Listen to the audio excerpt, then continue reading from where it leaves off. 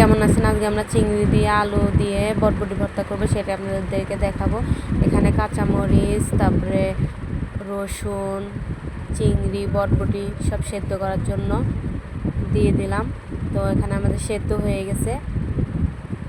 তারপরে হচ্ছে আমরা এখানে শুকনো মরিচ ভেজে নিব তেলে ভর্তার জন্য। তারপরে বটবটির সেদ্ধগুলো ভেজে নিব, তাহলে ভর্তাটা খেতে অনেক ভালো লাগে। সাথে ধনিয়া পাতাও দিয়ে দিব, ভর্তার সাথে অনেক ভালো লাগবে খেতে, ঘ্রাণ আসে ধনিয়া পাতা। তো এখন আমাদের সব ভাজা হয়ে গেছে, এখন আমরা পাটায় এগুলো বাটবো সুন্দর করে। দেখেন, আপনারা বটবটি দিয়ে চিংড়ি দিয়ে বাটা খেয়ে দেখবেন, এটা খেতে অনেক ভালো লাগে, আমরা প্রায় সময় খাই। তো আমাদের বাটাটা হয়ে গেছে প্রায়। এখন আমরা শুকনো মরিচ ভাজা সুন্দর করে মিক্স করব, সাথে কাঁচা পেঁয়াজও দিয়ে দিব।